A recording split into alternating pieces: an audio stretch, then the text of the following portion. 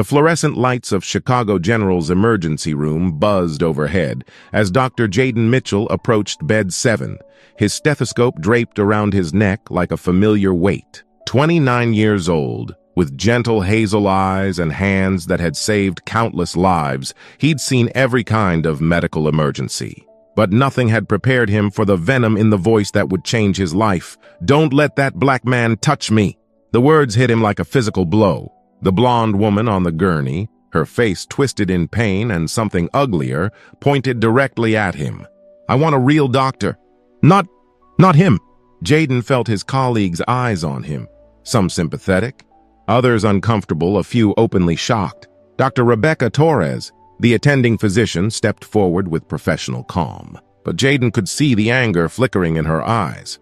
"Ma'am, Dr. Mitchell is one of our finest emergency physicians. He's going to take excellent care of—" I said no. The patient's voice cracked with desperation and prejudice. "Get me someone else." 3 months later, in the same hospital corridor, the same woman would whisper through tears, "Doctor, your hands didn't just heal my body, they healed my heart." But that transformation seemed impossible now. As Jayden stood frozen, his decade of medical training reduced to nothing by 8 hateful words. This wasn't how he'd imagined his shift would begin. This wasn't how he'd imagined meeting Mia Hartwell. The 28-year-old marketing executive lay writhing in agony, her perfectly styled auburn hair now matted with sweat, her designer blouse torn from the car accident that had brought her here. Despite her obvious pain, her blue eyes burned with a hatred that made Jayden's stomach turn. "Please," Rebecca said firmly. "Dr. Mitchell has 20 years of combined education and experience. Your injuries require immediate attention. I don't care if he's the Pope." Mia's voice rose to near hysteria. "I want someone like me to treat me." The words hung in the air like poison gas. Jayden had faced subtle discrimination before, the surprise when patients learned he was the doctor, not the orderly, the way some people's demeanor shifted when they heard his credentials. But never this. Never such raw, unfiltered hatred. "Ma'am," Jayden said quietly, his voice steady despite the earthquake in his chest. "I understand you're in pain and scared. That's normal after an accident. But I've taken an oath to help everyone who comes through these doors, regardless of how they feel about me." Something flickered across Mia's face. Surprise. Maybe at his gentleness in the face of her cruelty. But it was quickly replaced by another wave of stubborn prejudice. "I don't want your help," she whispered, then looked away. Rebecca made the call. Dr. Kevin Walsh, a white colleague, took over Mia's care while Jayden stepped aside, professional on the outside, dying a little inside. As he watched Kevin's hands where his should have been, Jayden wondered if this was what his father had felt in 1960s Alabama, watching opportunities slip away because of the color of his skin. But fate, it seemed, had other plans. Hello, the Shade of Love family. Welcome to another transformation story that's going to take you on an emotional roller coaster. Before we dive deeper, I'm curious. Where in the world are you watching from? Drop your country and city in the comments! And here's the big question. Have you ever witnessed or experienced prejudice that later transformed into understanding? Don't worry, you don't have to share details, but let me know if you can relate. This story is for everyone who believes people can change and hearts can heal. Let's aim for 100 comments on this one. I read every single one and they fuel my passion for storytelling. Hit that like button if you're ready for this journey. 6 hours earlier, Mia Hartwell had been living what she thought was the American dream. At 31, she owned a successful marketing firm in downtown Chicago, drove a BMW, and lived in a penthouse overlooking Lake Michigan. More importantly, she was 3 weeks away from marrying Brett Connolly, the man she'd been with for 4 years. Brett was everything her family had raised her to want. White, wealthy, from a good family with old money and older prejudices. Her parents, Thomas and Patricia Hartwell, had immigrated from rural Montana when Mia was 12. Bringing with them the small-town mentality that saw diversity as a threat rather than a strength. "You've done so well for yourself, sweetheart," her mother had said just that morning over brunch at their exclusive country club. "Brett's father was telling us about the merger. You'll be set for life." Mia had smiled, ignoring the nagging feeling that something was missing. Brett was handsome, successful, said all the right things. He fit perfectly into the world her parents had built for her, where success was measured by zip codes and skin color. where people like us was code for so much more than socioeconomic status. She'd been rushing to meet Brett for their final wedding venue walkthrough when the accident happened. A drunk driver had run the red light, T-boning her BMW and sending her world spinning, literally and figuratively. Now, lying in the hospital bed, her perfect life felt as shattered as her ribs. The pain medication was making her head swim, but not enough to dull the memory of the words that had spilled from her mouth. Words her father might have said. Words that had made that doctor, Jayden, she'd heard them call him, look like she'd slapped him. "Where's Brett?" she whispered to the nurse, checking her IV. Nurse Patricia Williams, a kind woman in her 50s, looked uncomfortable. He was here earlier. Said he'd be back. But something in Patricia's tone made Mia's stomach drop. "What aren't you telling me?" Patricia hesitated, then sat down. "Honey, I shouldn't be the one to tell you this, but he was here when they brought you in. When you said those things to Dr. Mitchell. So he was laughing, sweetheart. Laughing and making jokes with his friend about how you told that boy where to go. I heard him say he was proud of you for knowing your place in the world." The words hit Mia harder than the car had. Brett had been proud? Proud of her cruelty? Proud of her hatred? "That's not," she started, then stopped. Because it was true, wasn't it? This was exactly the kind of behavior her family, Brett's family, their entire social circle would applaud. Standing up for yourself, they'd call it. Knowing your worth, but lying there, remembering the gentle way that Doctor had spoken to her despite her venom. Mia felt something she'd never experienced before. Shame. Deep, bone-deep shame that made her chest tight and her eyes burn. She'd been raised to believe that people like Dr. Mitchell were beneath her, that her whiteness and wealth made her inherently better. But in that moment when she'd spewed hatred at a man who'd taken an oath to heal, who'd looked at her with disappointment rather than anger, she realized who had really been beneath whom. The perfect life she'd built suddenly felt like a house of cards, and somewhere in Chicago, a man with kind eyes was probably going home wondering why he'd chosen a profession dedicated to helping people who saw him as less than human. 3 floors above her room, Jayden Mitchell sat in the doctor's lounge, staring at his hands. These same hands had delivered babies, restarted hearts, sutured wounds that had saved lives. But tonight they felt heavy with the weight of a hatred he couldn't heal. The next morning brought complications neither Mia nor Jayden had anticipated.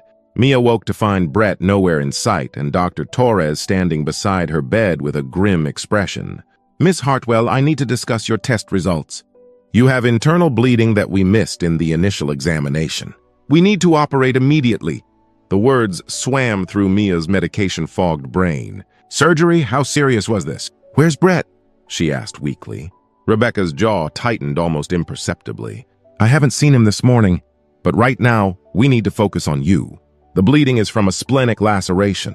It's not immediately life-threatening, but it will become so if we don't address it." Fear crept up Mia's spine. Real fear, not the manufactured anxiety she'd felt about wedding preparations or client presentations.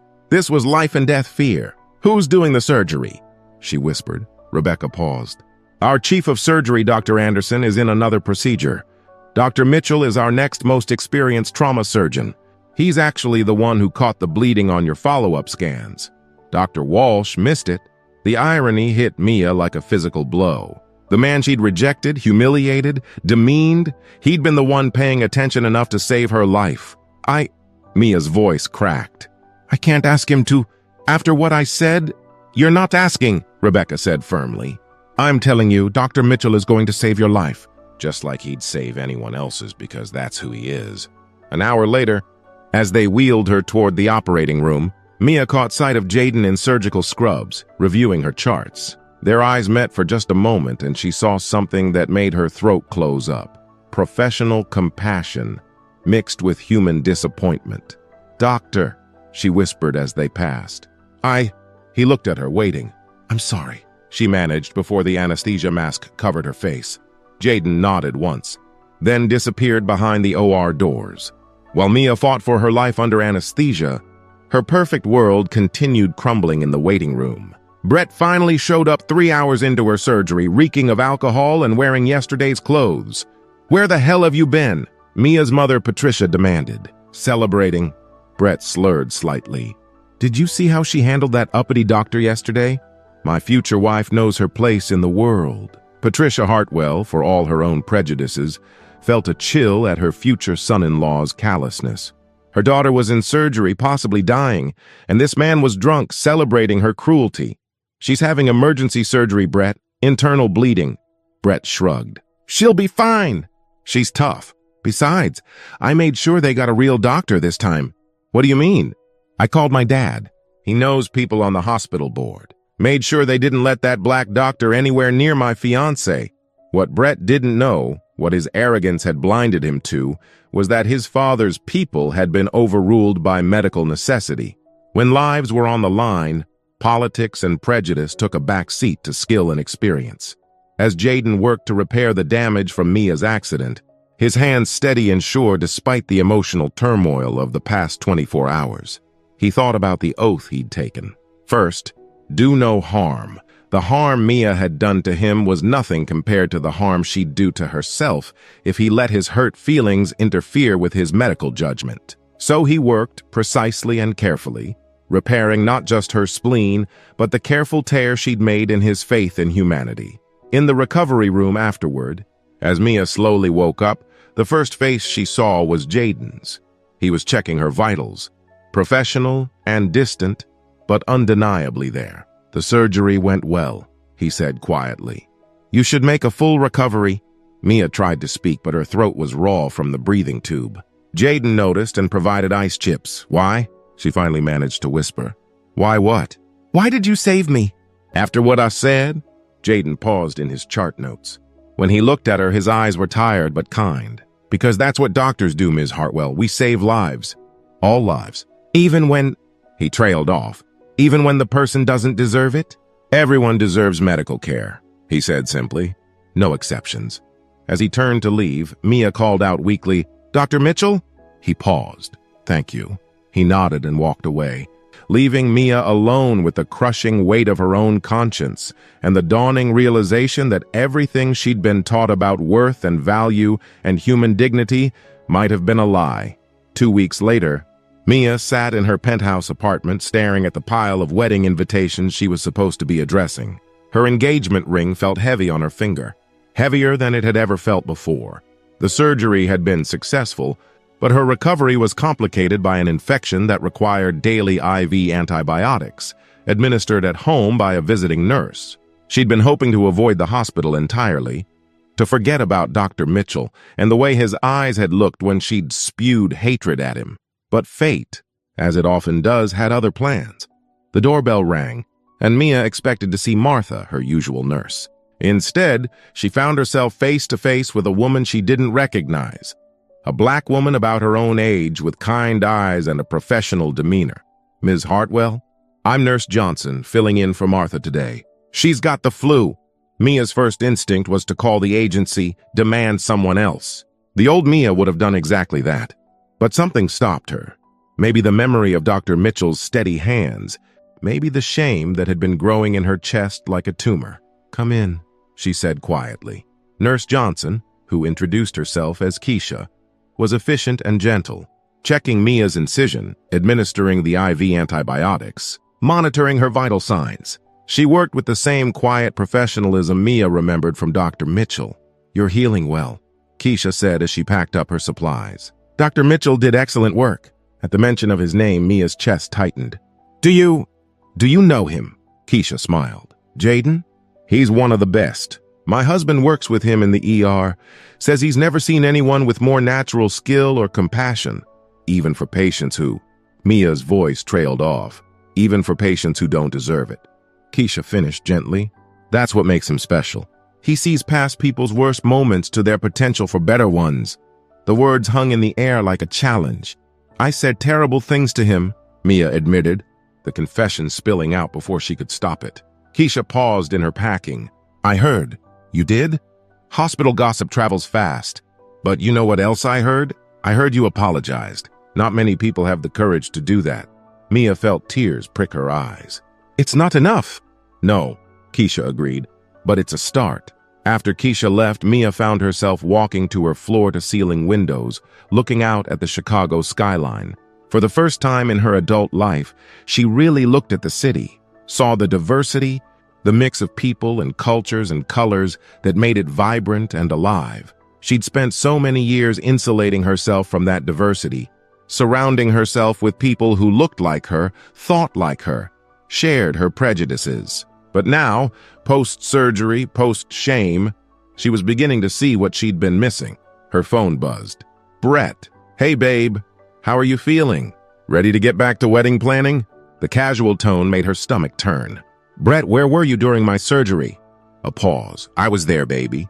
You know I was there. You were drunk." Another pause. Longer this time. "I was stressed, Mia. My fiancé was in surgery. I had a few drinks to calm my nerves." "You told my mother you were celebrating." Silence. "Celebrating what, Brett? Look, you stood up for yourself with that doctor, okay? I was proud of you. Is that a crime?" The casual cruelty in his voice made Mia feel sick. "That doctor saved my life, Brett. He found the internal bleeding that the other doctor missed. He operated on me for 4 hours even after what I said to him. So, he was doing his job that you tried to have your father interfere with." Another long pause. "My dad has connections, Mia. I was looking out for you by potentially letting me die because you couldn't stand the thought of a black doctor touching me." "Don't be so dramatic." The dismissal was the final straw. I think we need to talk. Really talk? About who we are and what we believe and whether we should be getting married? Are you serious right now? 3 weeks before our wedding? I've never been more serious about anything in my life. That evening, as Mia sat alone in her apartment, she made a decision that would have seemed impossible 2 weeks ago. She Googled Dr. Jayden Mitchell. What she found surprised her. Medical school at Northwestern. Residency at Johns Hopkins. Published research on trauma surgery techniques. Volunteer work with free clinics in underserved communities. A photograph from a medical conference where he was receiving an award for excellence in emergency medicine. This was the man she'd called unworthy to touch her. This brilliant, accomplished, compassionate human being. Her laptop screen reflected her face. Pale, privileged, hollow-eyed with the weight of newfound self-awareness. For the first time in her 31 years, Mia Hartwell was looking at herself clearly, and she didn't like what she saw. Chapter 5. Walls up. Heart guarded? The next morning brought an unexpected phone call that would change everything. "Ms. Hartwell, this is Rebecca Torres from Chicago General. I'm calling about your follow-up appointment." Mia's heart skipped. She'd been dreading returning to the hospital, dreading the possibility of seeing Dr. Mitchell again. "Is there a problem?" "Not exactly. Dr. Mitchell requested to see you personally for your post-surgical follow-up. It's unusual. He doesn't typically handle routine follow-ups." The implications hung heavy in the air. "Why would he want to see her? When?" Mia asked quietly. "Tomorrow at 2 p.m., if that works for you." That night, Mia barely slept. She found herself standing in front of her mirror, practicing apologies, trying to find words adequate for the depth of her regret. How do you apologize for reducing someone's entire worth to the color of their skin? How do you ask forgiveness for hatred? The next afternoon, she sat in the same waiting room where she'd first met Dr. Mitchell's eyes across a trauma bay, where she'd spewed venom at a man whose only crime was trying to help her. Now wearing simple jeans and a sweater instead of designer clothes, she felt like a different person entirely. "Ms. Hartwell?" She looked up to find Jayden standing in the doorway, wearing a white coat over scrubs, looking professional and guarded. His eyes held the same kindness she remembered, but there was a wariness there now that made her chest ache. In his office, surrounded by medical journals and certificates, they sat across from each other in awkward silence. Jayden reviewed her chart while Mia tried to find her voice. "Your incision is healing well," he said finally. "How's your pain level?" "Manageable." She paused. "Dr. Mitchell, He looked up from her chart, waiting. "I've been thinking about what I said to you. Every day since the surgery, and I need you to know that I am deeply, profoundly sorry. Not just for the words, but for the person I was when I said them. The person I've been my entire life." Jayden set down his pen. "Ms. Hartwell, Mia, please. Mia, I appreciate your apology." "I do, but I have to ask. What's changed? 2 weeks ago, you couldn't stand the sight of me. Now you're apologizing. Why?"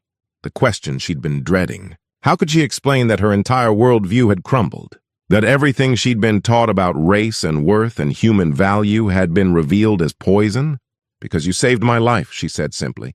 Because you saw past my hatred to my humanity, even when I couldn't see past my own prejudice to yours. Because you're everything I was raised to believe you couldn't be, and I'm everything I was raised to believe I was. And it turns out I was wrong about everything. Something shifted in Jayden's expression. The professional distance remained, but she saw a flicker of something else. Curiosity, maybe. Or hope. That must be difficult, he said quietly. It is, but not as difficult as living with myself if I don't change. They sat in silence for a moment, the weight of 31 years of conditioning pressing down on the conversation. I broke up with my fiancé, Mia said suddenly. Jayden's eyebrows rose. I'm sorry. Don't be. He celebrated what I said to you, called it knowing my place in the world. I realized I didn't want to marry someone who could celebrate cruelty. That's a big step. It's terrifying, Mia admitted. My whole life, my whole identity was built around being better than other people. Take that away, and I don't know who I am anymore. Jayden leaned back in his chair, studying her. Who do you want to be? The question caught her off guard. I don't know. Someone better. Someone worthy of the grace you showed me in that operating room. Grace? You could have let your hurt feelings affect your medical judgment. You could have been less careful, less thorough. You could have let me face the consequences of my hatred. But you didn't. You saved me anyway. That's not grace, Jayden said. That's just doing my job. No, Mia said firmly. That's grace. And I want to earn it. For the first time since she'd entered his office, Jayden smiled. Just a small curve of his lips, but genuine. How do you plan to do that? I don't know yet, but I'll figure it out. Okay, we're halfway through this emotional journey and I can feel your hearts racing. Quick question for my amazing viewers. Are you team second chance or team some lines can't be uncrossed?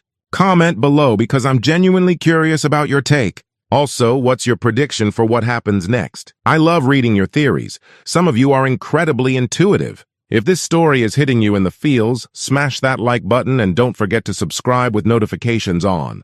We're building a community of people who believe in healing, growth, and second chances.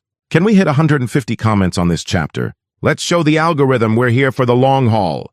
3 weeks after her follow-up appointment, Mia found herself in a place she never thought she'd be, volunteering at the free clinic where Dr. Mitchell donated his time every Saturday morning. She'd discovered his volunteer work during her late-night Googling sessions, part of her desperate attempt to understand the man she'd wronged. The Southside Community Health Center served the city's most vulnerable populations: homeless individuals, undocumented immigrants, families living paycheck to paycheck without insurance, people her old social circle would have crossed the street to avoid. Mia's first day was a disaster. She'd shown up in designer jeans and heels, completely unprepared for the reality of healthcare inequality. The clinic coordinator, an older black woman named Dorothy Washington, had taken one look at her and assigned her to filing duty in the back office. "You sure you're in the right place, honey?" Dorothy had asked with barely concealed skepticism. "I want to help," Mia had said, her voice smaller than she'd intended. Helping means showing up consistently, not just when your conscience is bothering you. The words stung because they were true, but Mia came back the next week. And the week after that, she traded her designer clothes for scrubs, her heels for comfortable sneakers. She learned to take medical histories in broken English and fluent Spanish, thanks to high school classes she'd never thought she'd need. She held babies while their mothers filled out paperwork, and played cards with elderly patients waiting for their appointments. And slowly, week by week, she began to see Dr. Mitchell in his element. Here, away from the sterile emergency room, Jayden was different. He laughed with patients, remembered their names and their stories. She watched him spend 20 minutes with an elderly man discussing diabetes management, then immediately switched to Spanish to comfort a frightened child getting vaccinations. "He's something special, isn't he?" Mia turned to find Dorothy beside her, following her gaze to where Jayden was examining a teenager's injured hand. "He is," Mia agreed. "Been volunteering here for 8 years. Never missed a Saturday unless he was out of town. Pays for patients' medications out of his own pocket when they can't afford them." The information hit Mia like a physical blow. While she'd been judging him as less than human, he'd been proving himself more human than most. "Dorothy," Mia said quietly, "I need to tell you something about why I'm really here." Dorothy turned to face her fully. "I was his patient a few weeks ago. Emergency surgery.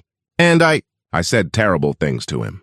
Racist things. I refused to let him treat me. Dorothy's expression didn't change, but Mia saw her hand still on the clipboard she was holding. And now you're here trying to make yourself feel better?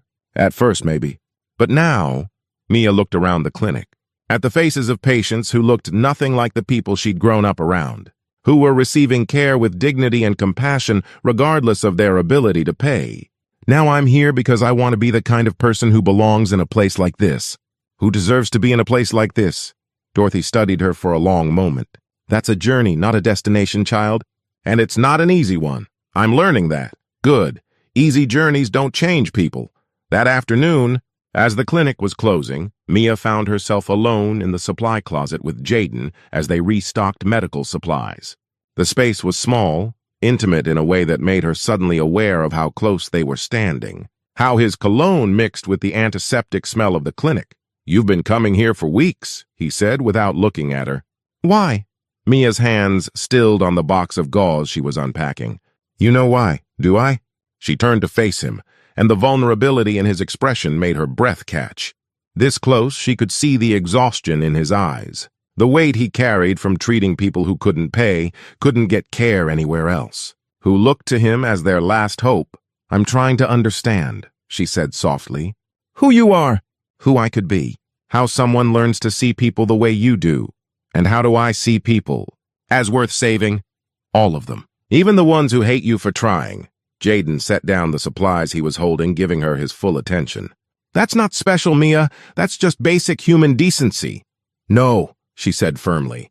"It's not basic. If it were basic, everyone would do it. But most people don't. Most people like me don't. People like you. People who were raised to believe that some lives matter more than others. That kindness is conditional on worthiness. That grace is something you earn instead of something you give." They stood in silence, the weight of her words settling between them. "I don't know how to be different," she whispered, "but I want to learn. Would you teach me?" The question hung in the air, loaded with implications neither of them was ready to address. Jayden looked at her for a long moment, and she saw the exact instant when his carefully constructed walls began to crack. "It's not about teaching," he said quietly. "It's about choosing. Every day, every interaction, choosing to see people's humanity instead of their differences. Even when they can't see yours? Especially then." Mia felt tears prick her eyes. "I'm sorry I couldn't see yours, but you can see it now?" She nodded, not trusting her voice.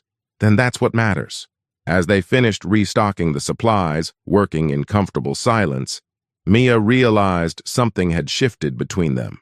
The professional distance was still there, the wariness remained, but underneath it was something new, something fragile and tentative but real. Recognition, not just of shared space or common purpose, but of each other as complex, flawed, growing human beings. It was the beginning of something neither of them had expected when she'd first screamed her hatred across that trauma bay. It was the beginning of understanding. The call came on a Tuesday evening, just as Mia was getting ready for another volunteer shift at the clinic.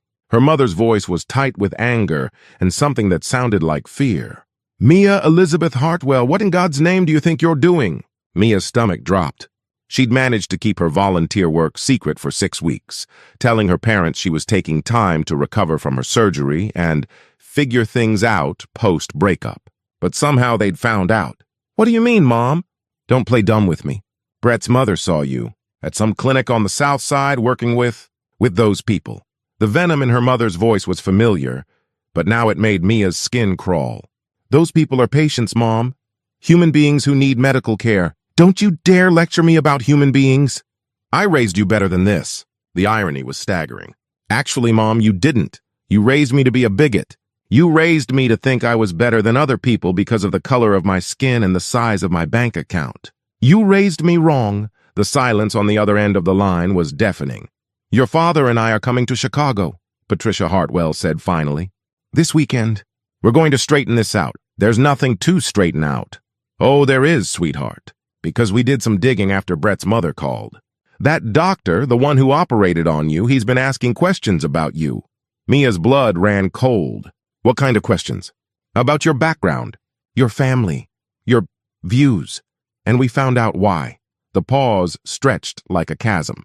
"He's writing a paper, Mia, about implicit bias in healthcare, about patients who refuse treatment based on their doctor's race. You're going to be his case study. The world tilted sideways. Mia sank onto her couch, the phone pressed to her ear with a trembling hand. That's not... He wouldn't he? Think about it, Mia.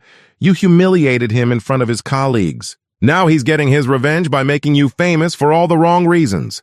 Mia's mind reeled. All those weeks at the clinic, all those conversations, that moment of connection in the supply closet, had it all been manipulation? Had Jayden been studying her like a lab rat, documenting her transformation for academic purposes? We'll be there Friday, her mother continued. And we're bringing Brett. This whole thing has gone far enough. Mom, Brett, and I are... Brett loves you, Mia. He's willing to forgive this whole episode, but only if you come to your senses. Stop this ridiculous volunteering nonsense, marry the man who actually wants you, and get back to your real life. After her mother hung up, Mia sat in her apartment staring at the Chicago skyline as darkness fell. The same skyline that had looked so different to her just weeks ago now seemed to mock her naivety. Had she been fooling herself?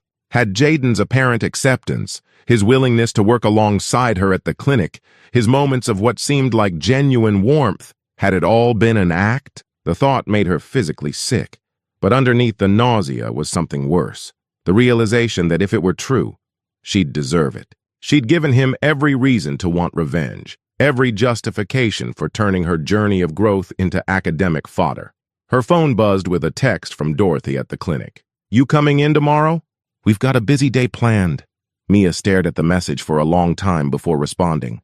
I don't think so. I think I'm done with volunteering. She turned off her phone and poured herself a glass of wine, then another, until the weight of her parents' words and her own self-doubt began to blur at the edges. By the time she fell asleep on her couch, still fully dressed, Mia had convinced herself that her parents were right. She'd been played by a man who had every reason to hate her, and she'd walked right into his trap. The next morning brought an unexpected visitor. Mia woke to insistent knocking on her door, her head pounding from wine and regret. She expected to find her parents arriving early for their intervention. Instead, she found Jayden standing in her hallway, looking concerned and slightly out of place in his scrubs. You didn't come to the clinic yesterday, he said without preamble. Dorothy was worried. Mia felt her defenses slam back into place, armor against the hurt she was sure was coming. I'm sure she was. Did you get enough material for your paper, or do you need a few more observations? Jayden's face went blank with confusion. What paper? Don't! Mia's voice was sharp with pain. Just don't. My parents told me everything. Your research on implicit bias in healthcare, how I'm going to be your star case study, how you've been documenting my racist breakdown and subsequent guilt-driven transformation. Understanding dawned in Jayden's eyes, followed quickly by something that looked like hurt. Mia, I don't know what they told you, but what? You're not writing about me. You haven't been asking questions about my background, my family, my views. Jayden was quiet for a long moment. I have been asking questions. The admission hit her like a physical blow. So it's true. No, he said firmly. It's not true. Can I come in, please? Every instinct told her to slam the door, to protect herself from whatever manipulation was coming next. But something in his voice, in the way he was looking at her, made her step aside. In her living room, surrounded by the trappings of her privileged life, Jayden looked even more out of place. He stood by her windows, looking out at the Chicago skyline, gathering his thoughts. I am writing a paper, he said finally, about implicit bias in healthcare. It's been a passion project of mine for 2 years, long before I met you. Mia's heart sank. So I am your case study? No. He turned to face her. You're not in it at all. What? The paper focuses on systemic issues, institutional biases, statistical analyses of patient outcomes. It's not about individual cases or personal stories.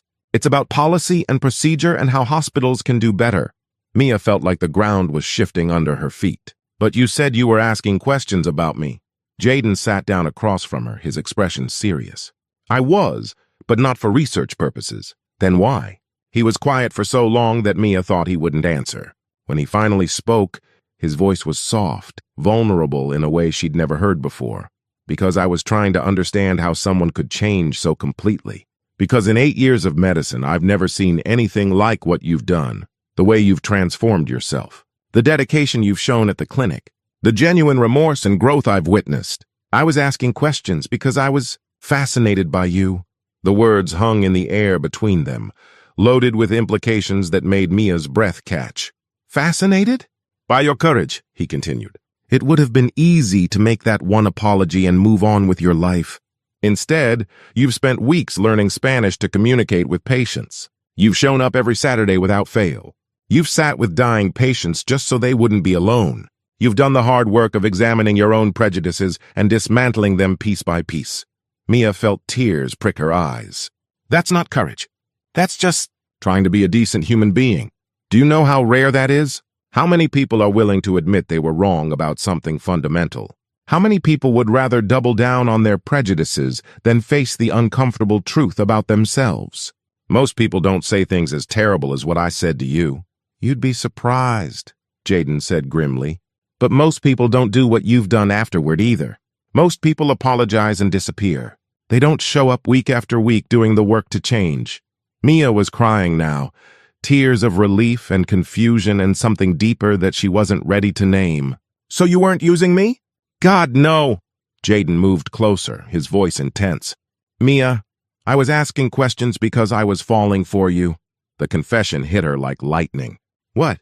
"I know how it sounds. I know how impossible it seems.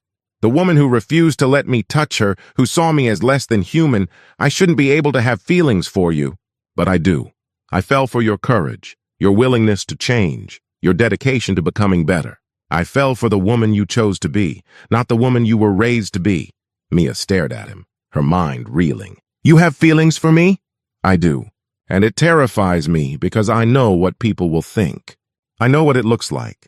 The black doctor and the racist patient who had a change of heart. I know how it sounds like some kind of twisted fairy tale." "It does sound crazy," Mia admitted. "I know, but crazy doesn't make it less real." They sat in silence, the weight of his confession settling between them. Mia thought about the past 2 months, the slow build of connection, the way her heart had begun to race when she saw him at the clinic, the way his smile had become the thing she looked forward to most about Saturdays. She'd thought it was admiration, gratitude, the complex emotions of someone seeking forgiveness. But now, looking at him sitting in her living room, vulnerable and honest and afraid, she realized it had been something else entirely. "I have feelings for you too," she whispered. Jayden's eyes widened. "Mia, I know it's insane. I know it's the last thing either of us should want. But these past weeks getting to know you, seeing who you really are, not just as a doctor, but as a person who chooses kindness even when it's hard, who sees beauty in broken things, who believes people can change." She reached for his hands, and he let her take them. "I fell in love with your grace," she said. "The way you saved my life even after I'd tried to destroy your dignity. The way you let me earn my way back to humanity instead of writing me off as hopeless." "You were never hopeless," Jayden said softly. "Misguided, yes. Poisoned by other people's hatred, absolutely. But never hopeless." They were leaning closer now, the space between them charged with possibility and fear and the weight of everything they'd overcome to get to this moment. "This is going to be complicated," Mia said. "Everything worthwhile is complicated. People are going to judge us. People have been judging us from the beginning. The question is, do we let their judgment determine our choices, or do we choose what we know is right?" Mia thought about her parents, arriving tomorrow with Brett in tow, ready to drag her back to a life built on hatred and superiority.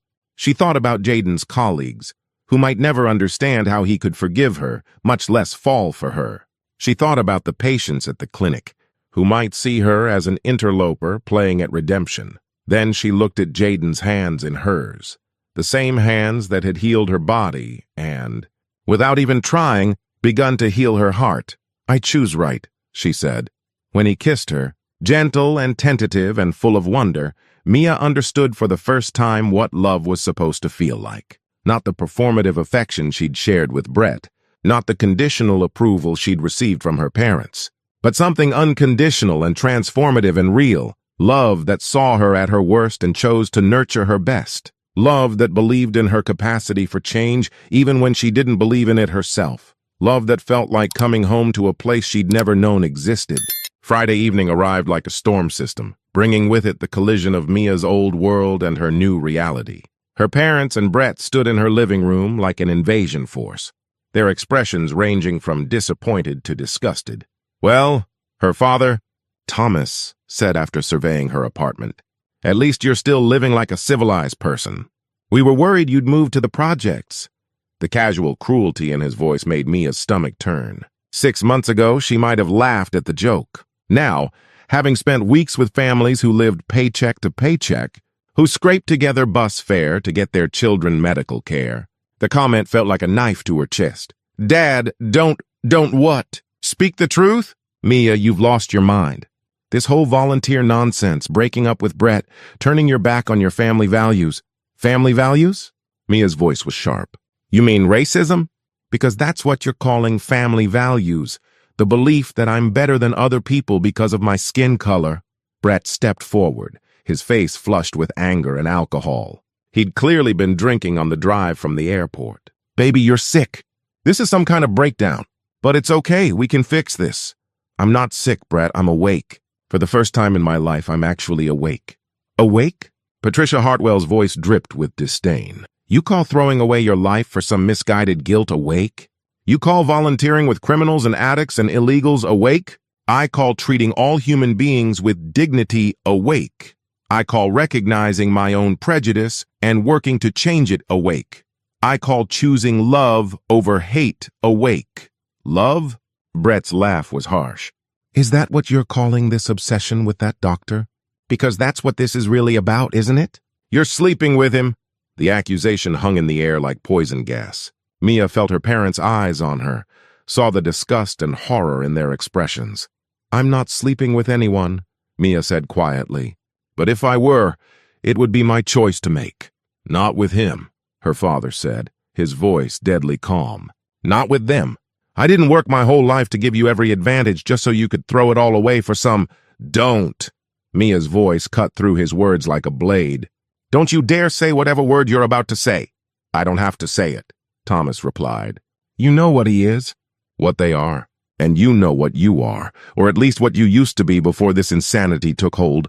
The doorbell rang, cutting through the tension like a lifeline. Mia's heart stopped when she realized who it might be. She'd texted Jayden earlier when her emotions were running high, asking if he could come by later to help her get through this confrontation. She'd expected him much later after her family had left. "Are you expecting someone?" Brett asked suspiciously. Mia walked to the door on unsteady legs, her heart pounding. Through the peephole, she saw Jayden standing in the hallway, holding what looked like takeout from their favorite Ethiopian restaurant near the clinic. The same restaurant where they'd shared their first real conversation 3 weeks ago, talking about music and books and dreams over spicy lentils and injera bread. The same restaurant where he'd told her about growing up in Detroit, about his grandmother who'd raised him, about his decision to become a doctor after watching her die from diabetes complications because she couldn't afford proper treatment. The same restaurant where she'd realized she was falling in love with him. Now, with her past literally standing behind her and her future at the door, Mia had to make a choice that would define the rest of her life. She opened the door. "Hi," Jayden said, his smile fading as he took in her expression. "Is everything okay? You sounded upset in your text." "My parents are here," she said quietly. "And Brett." Understanding dawned in his eyes. "I can leave. Come back later." "No," Mia said, surprising herself with the firmness in her voice. "Please don't leave. I need you here." Jayden searched her face, then nodded. "Okay." When Mia led him into the living room, the temperature seemed to drop 20 degrees. Her parents and Brett stared at Jayden with expressions ranging from shock to outright hostility. "Mom, Dad, Brett," Mia said, her voice steadier than she felt. "This is Dr. Jayden Mitchell." "Jayden, these are my parents, Thomas and Patricia Hartwell, and my ex-fiancé, Brett Connolly." The silence stretched like a taut wire. Jayden, ever the professional, stepped forward with an extended hand and a warm smile. "Mr. and Mrs. Hartwell, it's nice to meet you. Mia speaks about you often." Thomas Hartwell stared at the offered hand like it was a snake. "I'm sure she does." The rejection was so blatant, so deliberately cruel that Mia felt something inside her snap. Not break, snap, like a bone that had been bent too far and finally found its breaking point. "Sit down, Dad," she said, her voice deadly quiet. "Excuse me?" "Sit down, all of you, because we're going to have a conversation, and it's going to be honest, and it's going to be final." Brett stepped forward aggressively. "You don't get to give orders, Mia. Not anymore. Not after what you've put us through." "What I've put you through?" Mia's voice rose. "What I've put you through is growth. What I've put you through is change. What I've put you through is becoming a better person than the one you wanted to marry." "A better person?" Patricia's voice was shrill. "You call this better? You call throwing away your breeding, your education, your future for love," Mia finished. "Yes, Mom, I call choosing love over hate better. I call choosing growth over stagnation better. I call choosing to see people's humanity instead of their skin color better." She turned to face Jayden, who had been standing silently through the exchange, his face carefully neutral despite the venom being directed at him. "This man," she said, her voice growing stronger with each word, "saved my life, not just medically, though he did that too, operating on me for 4 hours after I'd tried to humiliate him in front of his colleagues. But he saved my life by showing me what grace looks like, what forgiveness looks like, what real strength looks like." She looked at Brett, at the man she'd almost married, at the life she'd almost settled for. "Brett, you celebrated my cruelty. You were proud of my hatred. You wanted to marry a woman who could look at a brilliant, compassionate, accomplished human being and see nothing but skin color. That's not love, that's co-conspiracy in the worst parts of human nature." Brett's face was red with rage and humiliation. "You're making a mistake, Mia, a huge mistake. And when it all falls apart, when he gets tired of your guilt project and moves on to someone more suitable, don't come crying to us." "Suitable?" The word came out like a curse. "You mean someone who shares your prejudices? Someone who will validate your belief that you're superior to other human beings based on nothing but the accident of your birth?" "It's not prejudice," her father said coldly. "It's reality. People stick with their own kind. That's how the world works. That's how your world works," Mia replied. "But it's not how my world works anymore. My world includes people like Dorothy Washington, who's forgotten more about compassion than you'll ever know. People like Mrs. Rodriguez, who brings homemade tamales for the entire clinic staff every week even though she's raising 4 kids on a house cleaner's salary. People like Jayden, who spends his Saturdays providing free medical care to people who can't afford it anywhere else." She moved to stand beside Jayden, taking his hand in a gesture that was both defiant and protective. "My world is bigger now. More beautiful, more real. And if that means I don't have a place in yours anymore, then so be it." The silence that followed was deafening. Thomas Hartwell stared at their joined hands with disgust. Patricia looked like she might faint, and Brett's face had gone from red to purple. "Fine," Thomas said finally. "You want to throw away everything we've given you, everything we've built for you? Fine. But don't expect us to pretend it's anything other than what it is, a phase, a rebellion, a sick fascination that will burn itself out.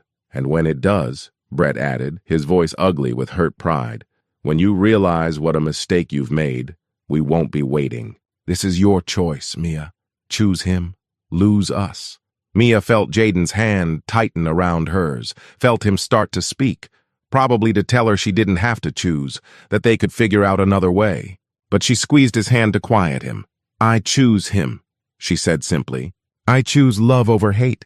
I choose growth over stagnation. I choose the future over the past. And if that means losing you, then I guess I never really had you to begin with." The exit was swift and brutal. No tearful goodbyes, no last-minute pleas for reconciliation. Just the sound of her door slamming and the weight of 31 years of family history ending with the finality of a judge's gavel. Mia stood in her suddenly quiet living room, still holding Jayden's hand, and felt something she'd never experienced before. The terrifying, exhilarating freedom of choosing her own path. "Are you okay?" Jayden asked quietly. Mia turned to look at him, really look at him. The man who'd shown her grace when she deserved condemnation.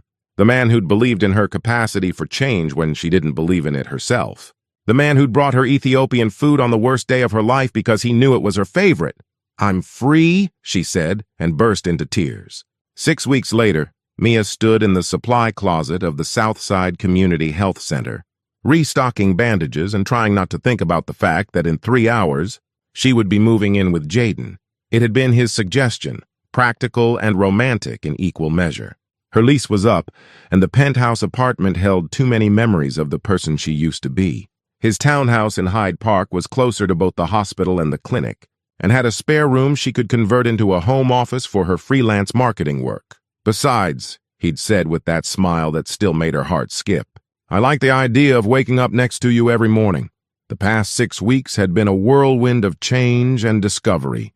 After cutting ties with her parents and Brett, Mia had thrown herself into building a new life from the ground up. She'd ended her lease, sold her BMW for a more practical Honda, and converted her marketing skills into freelance work that allowed her to donate more time to the clinic. She'd also started therapy with Dr. Angela Foster, a black psychiatrist who specialized in helping people unpack inherited racism and bigotry. The sessions were painful, illuminating, and absolutely necessary.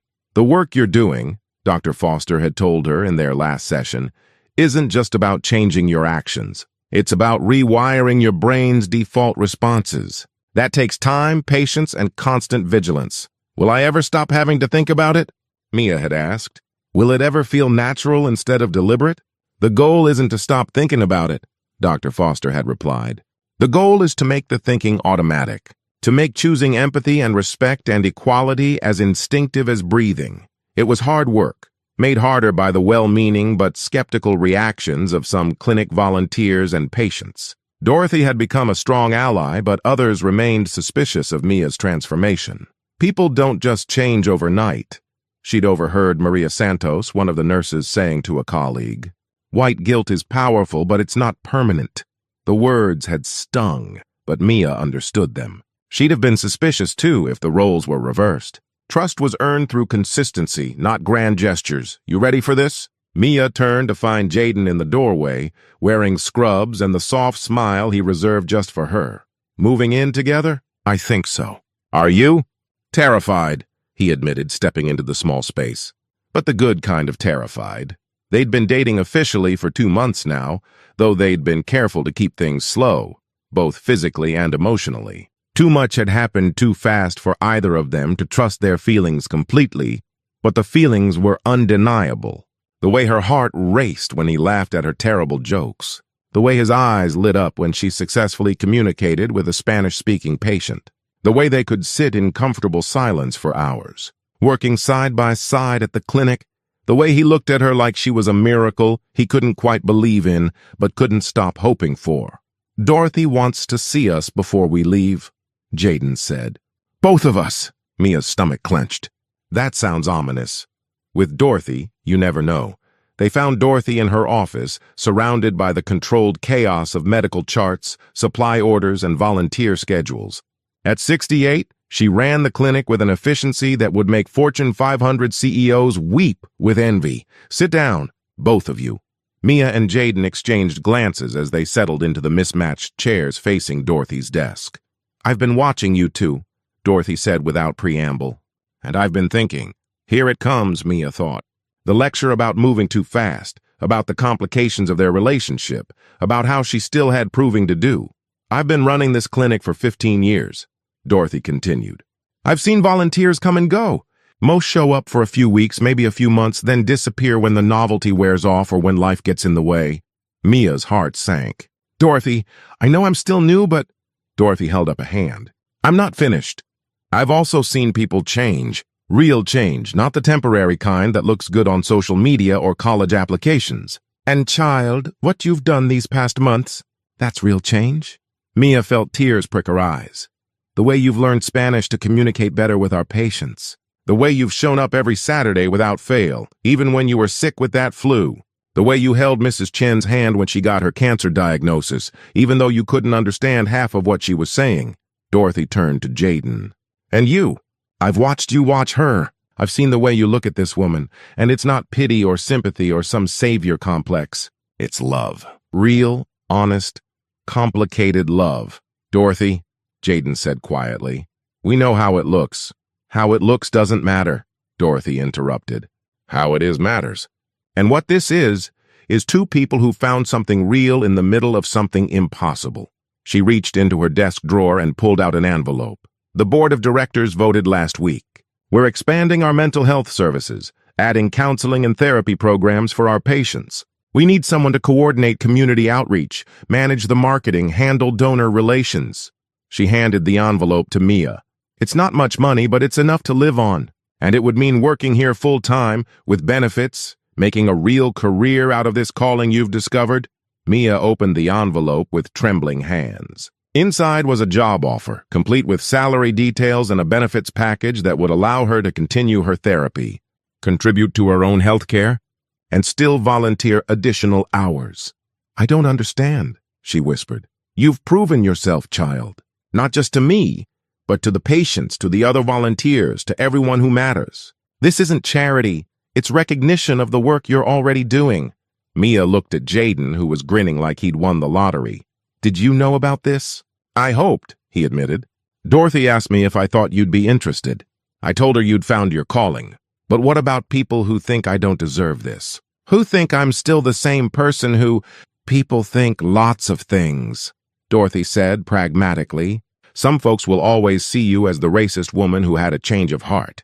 Others will see you as someone who did the hard work of becoming better. The only opinion that matters is your own, and whether you can look in the mirror and know you've earned this.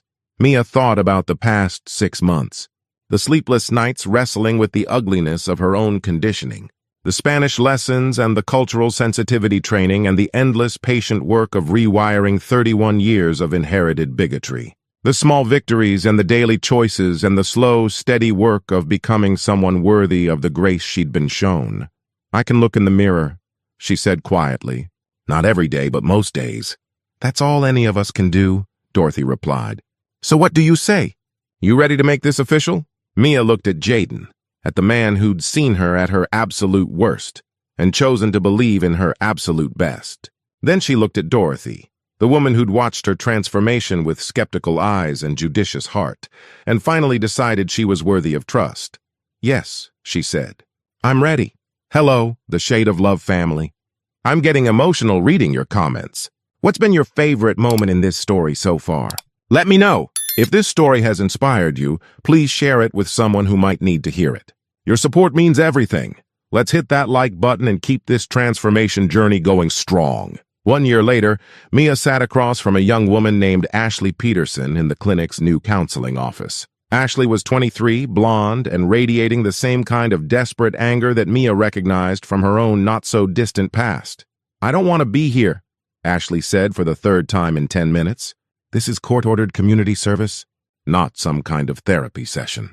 Ashley had been arrested for a hate crime, spray-painting racial slurs on the cars of her black neighbors after a noise complaint escalated into something uglier.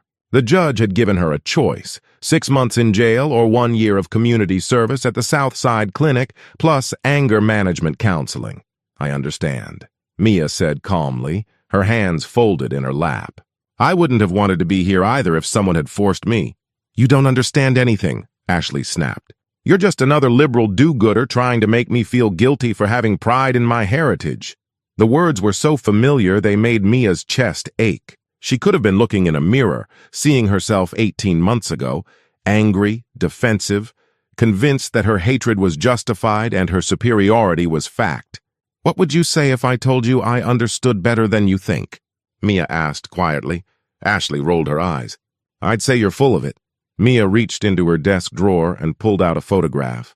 It was from her engagement party with Brett, she and her parents and her former fiancé, all smiling at the camera, all radiating the confidence of people who'd never questioned their place in the world's hierarchy. This is me 2 years ago, she said, sliding the photo across the desk. At my engagement party, I was about to marry a man who celebrated my racist remarks. I was raised by parents who taught me that the color of my skin made me inherently better than people who looked different from me. Ashley glanced at the photo, her expression skeptical but curious.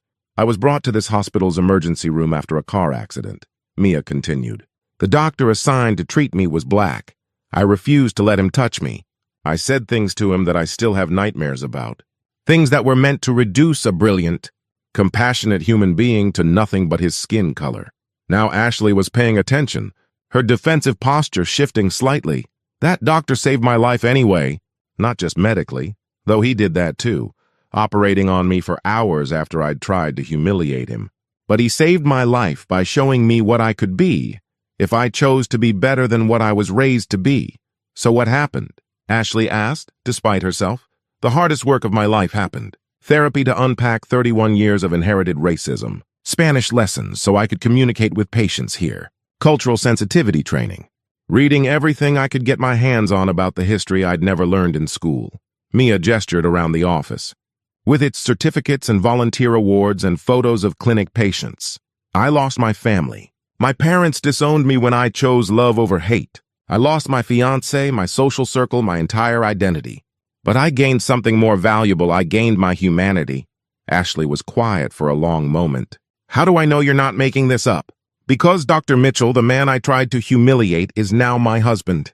And he's here every Saturday, volunteering in the same clinic where I work full-time, helping people who can't get health care anywhere else. The shock on Ashley's face was almost comical. You married him? The black doctor you were racist to? I married the man who showed me grace when I deserved condemnation, who believed in my capacity for change when I didn't believe in it myself, who saw past my worst moment to my potential for better ones. Ashley struggled for words. That's insane. Love usually is, Mia agreed. But so is hate, and I chose love. They sat in silence, the weight of Mia's story settling between them. I don't know if I can change, Ashley said finally, her voice smaller than it had been all session. I don't know if I want to. I understand that too, Mia said. Change is terrifying. It means admitting you've been wrong about fundamental things. It means losing people you thought were your friends. It means rebuilding yourself from the ground up. Then why do it? Mia thought about Jayden's laugh echoing through their kitchen as he made breakfast. About Dorothy's proud smile when Mia had successfully mediated a conflict between two patients. About the thank you card from Mrs. Rodriguez's daughter, written in careful English. Thank you for helping my mama feel safe. Because being right feels better than being proud, she said finally. Because loving people feels better than hating them. Because sleeping well at night feels better than lying awake wondering if you're the villain in someone else's story. Over the next 6 months, Mia worked with Ashley twice a week, watching her slowly, carefully begin to question the beliefs she'd inherited. It wasn't linear. There were setbacks, arguments, moments when Ashley stormed out of the office in frustration, but there were also breakthroughs. The day Ashley apologized to her neighbors. The afternoon she asked to volunteer with the children's programs instead of just fulfilling her required hours. The evening she called Mia, crying because she'd defended a Latino coworker against a racist customer and realized how good it felt to choose right over easy. It's working, Jayden said one Saturday evening as they walked home from the clinic together, their hands intertwined, their steps synchronized after a year of sharing the same path. What's working? Your program. The outreach work. Ashley's not the only one, you know. Word is getting around about what you're doing here, helping people unpack their prejudices, teaching them that change is possible. Mia squeezed his hand. We're doing. None of this would be possible without you. I provide medical care, Jayden protested. You're the one actually changing hearts and minds. You change mine, Mia reminded him. Everything else is just paying that forward. That night, as they lay in bed in the townhouse they now officially shared, Mia thought about the journey that had brought her here. From the penthouse apartment where she'd lived in privileged isolation to this cozy bedroom where she fell asleep every night next to a man who'd seen her at her absolute worst and chosen to love her anyway. Jayden, she whispered into the darkness. Do you ever regret it? Forgiving me? Giving me a chance to change? She felt him turn toward her, felt his hand find her face in the darkness. Never, he said firmly. Not once. Not even for a second. Even when people judge us? Even when they say I don't deserve you? Especially then, he said. Because every time someone questions whether you've really changed, you prove them wrong by being exactly who you choose to be instead of who you were raised to be. Mia curled into his warmth, safe in the knowledge that love, real love, transformational love, was possible even in the aftermath of hatred, maybe especially in the aftermath of hatred. Outside their window, Chicago hummed with the energy of millions of people navigating their own complicated relationships with race and class and difference. Some of them would choose hate, just as she had been raised to do. Others would choose love, just as she had learned to do. But for those caught in between, struggling with inherited prejudices and the possibility of change, there was a place to go. A clinic on the South Side where a former racist and the man she'd once refused to let touch her worked side by side, proving that redemption was possible, that people could change, that love really could triumph over hate. It wasn't a fairy tale ending. It was better than that. It was real. 5 years after that first terrible encounter in the trauma bay, Mia Mitchell stood in the kitchen of their Hyde Park home, watching her husband make pancakes while their 18-month-old daughter, Grace Dorothy Mitchell, babbled happily in her high chair. Grace was beautiful, cafe au lait skin, Jayden's hazel eyes and Mia's stubborn chin. She was also the center of a universe that had taken years to build and would take a lifetime to maintain. "Mama!" Grace squealed, reaching chubby hands toward Mia. "Mama, up!" "After breakfast, baby," Mia said, kissing Grace's forehead. "Let Daddy finish making your pancakes." The normalcy of the moment still sometimes took Mia's breath away.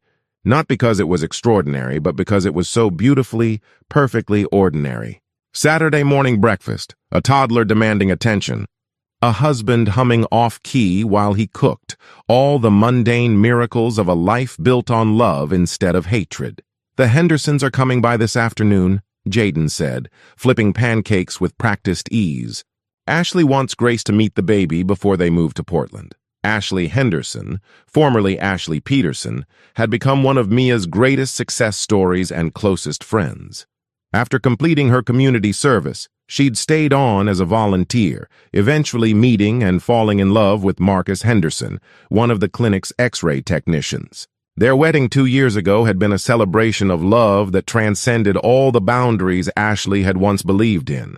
"I can't believe they're really moving," Mia said, settling into her chair with her coffee. "The clinic won't be the same without them." "But it'll keep going," Jayden replied, sliding a plate of perfectly golden pancakes in front of Grace. "That's what you've built, Mia. Something sustainable. Something that doesn't depend on any one person." It was true.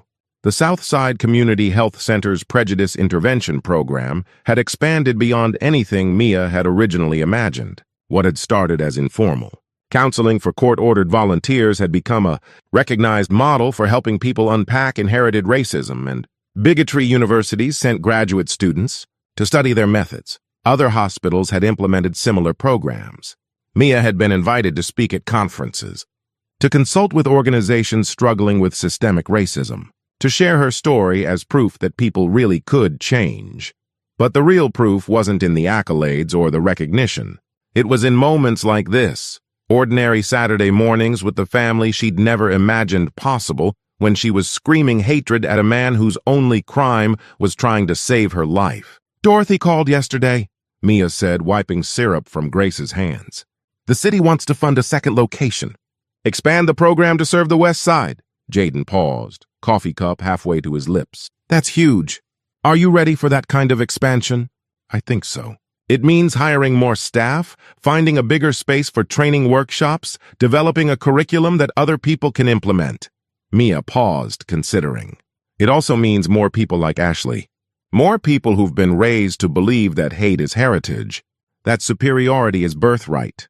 More people who need someone to show them a different way," Jayden corrected gently. It was the difference between them that had made their relationship work. Mia saw the problem in people like her former self, while Jayden saw the potential.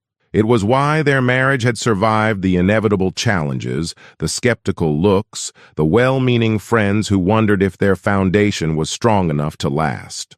The challenges had been real. Mia's parents had never reconciled with her choice, though they'd sent a card when Grace was born, a small gesture that felt like a crack in a wall that might someday crumble entirely. Some of Jayden's colleagues had struggled to understand how he could forgive, let alone marry, someone who'd once seen him as subhuman, and there had been moments, dark 3 a.m. moments, when Grace was teething, and work was stressful and the weight of constantly proving her transformation was exhausting, when Mia had wondered if she deserved the happiness she'd found. But those moments always passed, usually because Jayden would find her crying in the bathroom or staring out the window at midnight, and he'd hold her while she worked through the guilt that would probably always be part of her landscape.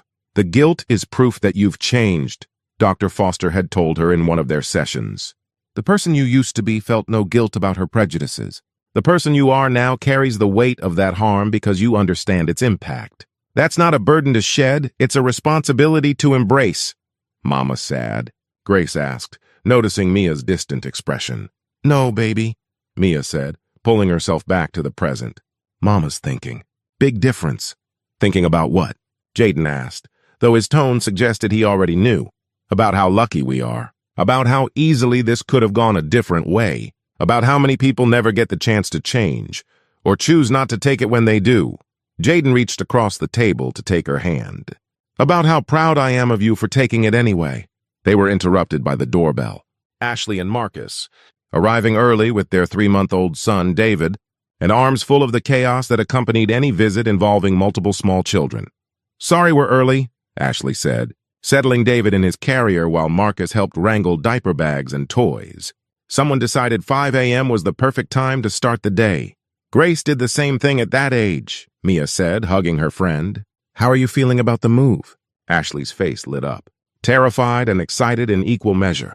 Marcus got the job at OHSU. I'm starting the consulting work with their diversity programs, and Portland has that great community health network. It was still surreal sometimes. Hearing Ashley, who'd once spray-painted racial slurs on cars, talk about diversity work and community health. But that was the thing about real change. It didn't just stop the harmful behavior, it redirected all that energy toward healing. And you? Ashley asked quietly, while Marcus and Jayden cooed over David and Grace tried to share her pancakes with the baby.